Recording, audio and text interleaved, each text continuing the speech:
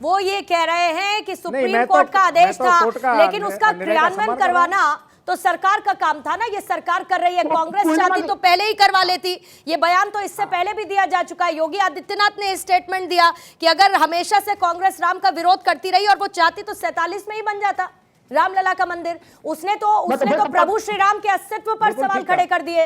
लेकिन आज मजबूरी कैसी सर, राहुल लाल जी, सियासी मजबूरी कैसी है आज की तारीख में कि राम का नाम नहीं लेंगे तो पता है कि 2024 सामने है। कोर्ट के निर्णय के बाद भी कहते थे कानून व्यवस्था बिगड़ जाएगी, दंगे हो जाएंगे। दूसरी कोई सरकार होती तो कहती कोर्ट ने निर्णय दिया ठीक है, दंगे हो जाएंगे, आतंकवाद फैल जाएगा, भाईचारा बिगड़ जाएगा। नहीं बनता। 2014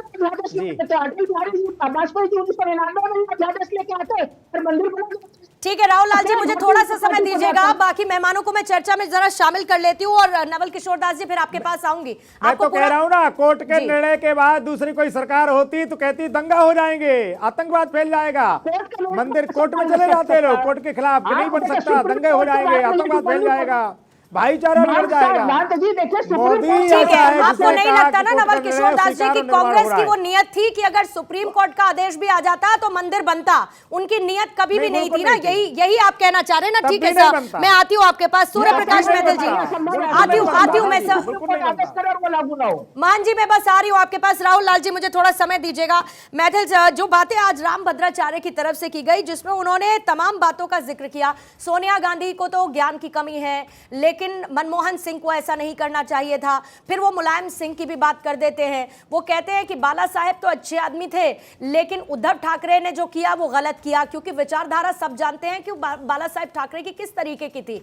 लेकिन आज एक होड़ लगी है क्रेडिट लेने की कि राम मंदिर आज बन पा रहा है तो उसमें किसका कितना योगदान रहा। मुझे जरा दोनों का बता दीजिए, बीजेपी का भी कांग्रेस का भी। क्या कांग्रेस का अब इसके बगैर गुजारा नहीं है और बीजेपी को यह पता है कि इससे बड़ा चुनावी मुद्दा हो नहीं सकता? धन्यवाद पूर्णिमा जी। पहले तो आपको और आपके सभी दर्शकों को भारत माता की जय, वंदे मातरम। और मुझे वो 4 लाइनें याद आ रही हैं। अभी जो लोग सुप्रीम कोर्ट चिल्ला रहे हैं कि नज़र नहीं है, ये नज़ारों की बात करते हैं, कल तक ज़मीन पर चांद तारों की बात करते हैं, कल तक हाथ जोड़कर ये बस्तियां लूटने वाले आज भरी सभा में सुधारों की बात करते हैं। ये सुप्रीम कोर्ट चिल्ला रहे थे। मैं पूछना चाहता हूं, शाहबानों का मुद्दा भी तो सुप्रीम कोर्ट से ही पास हुआ था भैया, वहां पर भी तो सुप्रीम कोर्ट ने आदेश दिया था।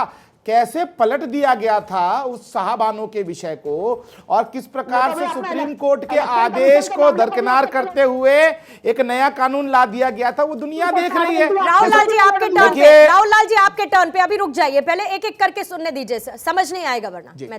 और जैसे कि श्रद्धेय नवल किशोर जी आचार्य जी ने बोला, बिल्कुल सही बोला कि लोग चिल्ला रहे थे खून की नदियां बह जाएंगी, तो भैया ना तो किसी ने एक पत्थर चलाया ना एक चींटी मारी, और पूरे हर्षोल्लास के संग आज हम लोग देख रहे हैं कि 22 जनवरी को भगवान श्री रामचंद्र जी के मंदिर का जो है वो लोकार्पण होने जा रहा है। एक चीज और मैं कहना चाहता हूं यहां पर कि आज ये लोग जो चिल्ला रहे हैं ना कि भगवान श्री राम के हम भी हैं, तो मैं पूछना चाहता हूं कांग्रेस से और उनके सभी समर्थक घमंडिया से कि इस देश में 2014 से पहले क्या स्थिति थी और आज क्या स्थिति है।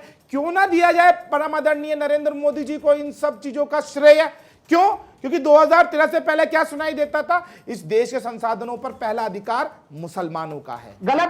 सुन लीजिए, बीच में मत कूदा कीजिए राहुल लाल जी, फर्जी बातें मत चलाया कीजिए, सुना कीजिए पहले, वरना मैं पीसीआर को बोलूंगा एक वो दोबारा से वो वीडियो जो है ना चला दे। पूर्णिमा जी उनकी आवाज बंद कराइए प्लीज, मैं इनके बीच में नहीं। राहुल लाल जी, निवेदन है। राहुल लाल जी आपको मैं पूरा समय दूंगी काउंटर के लिए, इस तरीके से मत करिए सर, पॉइंट जॉट डाउन कर लीजिए ना राहुल लाल जी, उनका जिक्र आप बाद में कर लीजिएगा, कोई दिक्कत नहीं है, बाद में थोड़ा सा रुक के कर लीजिएगा। सर अपनी बात पूरी। मैं एक और विषय उठाना चाहता हूं, 1966 का, जब करपात्री जी महाराज के नेतृत्व में गो हत्या प्रतिबंध के लिए संसद के बाहर हजारों गो भक्तों ने जो है निहत्थे और मैं ये कहूं कि बिना किसी अहिंसक आंदोलन किया था, तब उनके ऊपर गोलियां चलवाने वाले कौन थी? कांग्रेस थी। इंदिरा गांधी जी की नेतृत्व में ही तो गोलियां चली थी ना।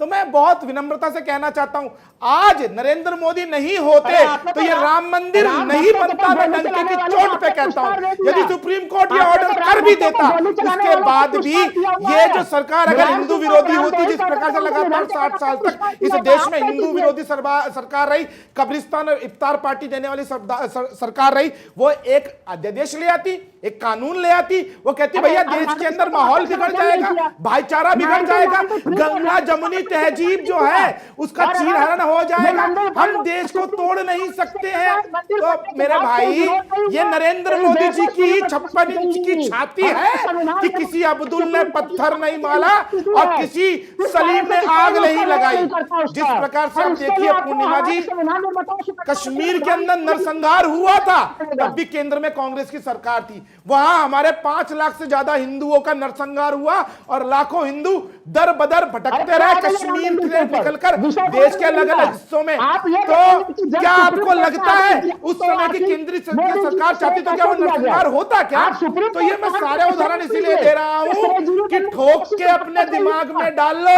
नरेंद्र मोदी नहीं होते तो ये मंदिर भी नहीं बनता। Point taken. राहुल लाल जी जल्दी से अपना काउंटर पूरा करिए और उसके बाद आदिल हसन साहब और साथ ही मैं आपके पास आऊंगी हाफिज गुलाम सरवर जी। जल्दी से राहुल लाल जी, आप सुनाई पड़ेगा लेकिन आप मेरी बात समझते नहीं है। राहुल लाल जी, मैं आपको बार बार दरखास्त करती हूँ इस बात की कि समझ में नहीं आता, फिर कैसे पता चलेगा आप पॉइंट क्या रखना चाह रहे हैं। सर समय लीजिए आराम से, मैं आपको समय दूंगी, मेरे पास भरपूर समय है सर, मैं दूंगी ना आपको, मना थोड़ी कर रही हूँ। अब बात पूरी करें सर।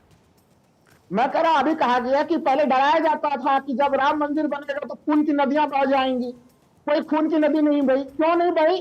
खून की नदी इसलिए नहीं बही कि इस देश में सुप्रीम कोर्ट का उसकी इज्जत है, उसका सम्मान है। शाहबानों के मुद्दे में सुप्रीम कोर्ट के फैसले को पलटा था, तब पैर में घुंघरू बंधे हुए थे या पैर में किसी ने आप लोगों के मेहंदी लगा दी थी या मुंह में दही जमा दिया था? आपकी बात पूरी होने दीजिए फिर। तब कहा था आपका ये आर्ग्यूमेंट? करपात्री जी महाराज के नेतृत्व में लाखों जो गौ सेवकों के ऊपर गोली चलाई गई थी, हजारों मारे गए थे, तब किसी ने पैर में मेहंदी लगा रखी थी या मुंह में दही जमा रखा था जब आवाज नहीं निकली आप लोगों की? कांग्रेस ने फैसले को बदला, आपने सुप्रीम कोर्ट के फैसले का यही कोशिश था, जहां सुप्रीम कोर्ट संविधान के अनुसार फैसले देता है उसको आप लोग। अरे 4 लाइनें हैं आपके लिए, आप सुनो एक और।